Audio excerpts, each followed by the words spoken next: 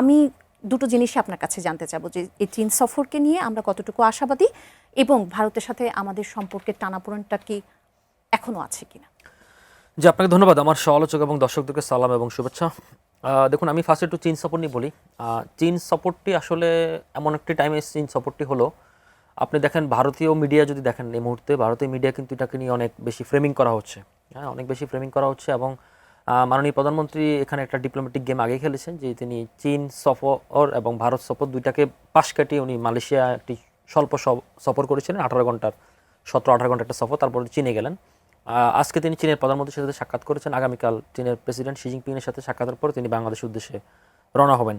তো এই মুহূর্তে আসলে চীনের অনেকগুলো, আপনি নিজেই শিরোনামে বলছিলেন 13টি সমঝোতা স্মারক।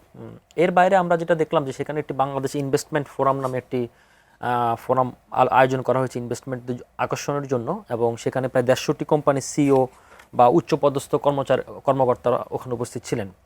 আর হঠাৎ করে আমাদের তথ্যমন্ত্রী এবং পানি সম্পদ মন্ত্রীকে উড়িয়ে নেওয়া হলো লাস্ট মোমেন্টে।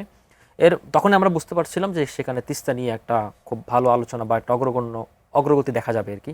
তো এখানে ভাই যে কথাটা বলছে যে এটার সাথে একমত ডেফিনেটলি। কারণ হচ্ছে কি, ভারতের সদিচ্ছা ছাড়া এখানে আপনি আগাতে পারবেন না। কেন? কারণ আমরা 54টি নদী শেয়ার করি, পৃথিবীতে সবচেয়ে বেশি হাইয়েস্ট, এবং আমাদের এই বছরে গঙ্গা চুক্তির মেয়াদ শেষ হচ্ছে 2026-এ। আমাদের জয়েন্ট রিভার কমিশন জেআরসির এর অধীনে কিন্তু আমাদের এগুলোকে নতুন করে ফিজিবিলিটি টেস্ট আবার নতুন করে আলোচনা চলছে। তো ভারত আসলে দীর্ঘদিন থেকে শুধুমাত্র ভারত বাংলাদেশের সম্পর্কটাকে শুধুমাত্র বর্ডার কিলিং, নতুন করে বর্ডার কিলিং এবং পুশব্যাক না বা পুশিন না, শুধুমাত্র তারা কিন্তু দীর্ঘদিন থেকে পানি দিয়ে আমাদেরকে বঞ্চিত করা হচ্ছে, এবং পানি বঞ্চিত করার কারণে দেখা যাচ্ছে যে আমাদের খরা মৌসুমে আমাদের নদীগুলো শুকিয়ে যায়, মরে যায়, এবং এই ভরা মৌসুমে আমরা বন্যার দ্বারা কবলিত হতো। এবং সর্বশেষ 5ই আগস্ট পরপরে যখন তারা এই গেটগুলো খুলে দিল, তখন আমাদের এমন এমন জায়গাগুলো প্লাবিত হয়েছিল যেখানে কখনো সাধারণত বন্যা দেখা যায় না।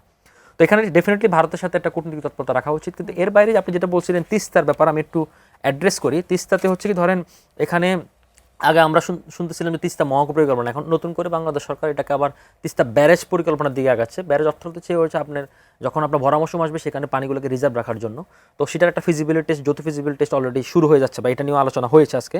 এখানে আরেকটা জিনিস আমি একটু যোগ করতে চাই, আমাদের যে সেকেন্ড লার্জেস্ট পোর্ট মংলা, সেটাকে মডার্নাইজেশন করার জন্য চীনকে 100 একরের একটা জমি বরাদ্দের ব্যাপারে আলোচনা চলছে, এবং চীনের এখানে ইনভেস্টমেন্টের একটা সবচেয়ে বড় বিষয়। শুধুমাত্র নদীর বিষয়গুলোর বাইরে ছাড়াও আমাদের এই মুহূর্তে যে অর্থনৈতিক ক্রাইসিস বা আমাদের যে ইন্ডাস্ট্রিয়ালাইজেশনের পথে যেতে হবে, সেখানে মাননীয় প্রধানমন্ত্রী জিনিসগুলো খুব অ্যাড্রেস করেছেন, এবং এক্ষেত্রে মনে করি চীন সফরের সফলতা এখানে নির্ভর করবে। কেন? আপনাকে একটা উদাহরণ দিই।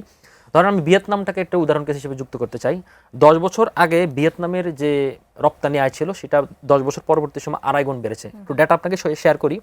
2015 সালে তাদের বৈদেশিক রপ্তানি ছিল টোটাল $162 বিলিয়ন, এবং তার মধ্যে $22 বিলিয়ন ছিল শুধুমাত্র আরএমজি খাতে। এবং আপনি জানেন ভিয়েতনাম বাংলাদেশের জন্য সবচেয়ে বেশি কম্পিটিটিভ মার্কেট, বাংলাদেশের আরএমজি খাতে। এই মুহূর্তে ভিয়েতনাম কিন্তু বাংলাদেশের চেয়ে বেশি এগিয়ে। 2015 সালে বাংলাদেশের রপ্তানি আয় ছিল $34 বিলিয়ন, তার মধ্যে $28 বিলিয়ন ছিল আপনার আরএমজি খাতে। 2025 সালের ডেটা আপনাকে দিচ্ছি। 2025 সালে এসে ভিয়েতনামের রপ্তানি 162 থেকে 10 বছরে 429 চলে গেল, আর আমাদের রপ্তানি টোটাল বেড়েছে মাত্র আমাদের এই মুহূর্তে হচ্ছে কি, ধরেন $47 বিলিয়ন হচ্ছে আরএমজি খাতে, সেখানে ভিয়েতনামের $50 বিলিয়ন, শুধুমাত্র আপনার চাইনিজ ইনভেস্টমেন্টের জন্য। আরেকটু শেয়ার করে আপনার ডেটা, সেখানে হচ্ছে কি ভিয়েতনামের যে নতুন ইনভেস্টমেন্ট এসেছে তার 22% এসেছে সরাসরি চাইনিজ ইনভেস্টমেন্ট। 2023 সালে এসেছে $2.6 বিলিয়ন, 24 সালে সেটা আবার $4 বিলিয়ন চলে গেল। সেখানে আমাদের মাত্র টোটাল যে এফডিআই আসে 1.6, তার মধ্যে চাইনিজের মাত্র হচ্ছে $800 মিলিয়ন। এবং চাইনিজের সাথে আপনারা জানেন মনে হয়, এটা অনেকেই জানে না, যে আমাদের সবচেয়ে বেশি বাণিজ্য ঘাটতি কিন্তু চায়নার সাথে। কিন্তু চায়না আমাদেরকে এই ধরনের কিছু সুবিধা দেয়, সেখানে হচ্ছে 100% শুল্কমুক্ত সুবিধা দেয়, কিন্তু সেটা আমাদের জন্য পর্যাপ্ত না। আমরা মনে করি যে চাইনিজ যে ইনভেস্টমেন্ট যে আকর্ষণের জন্য, সেই আকর্ষণের জন্য এই সফরটি ঐতিহাসিক হয়ে থাকবে,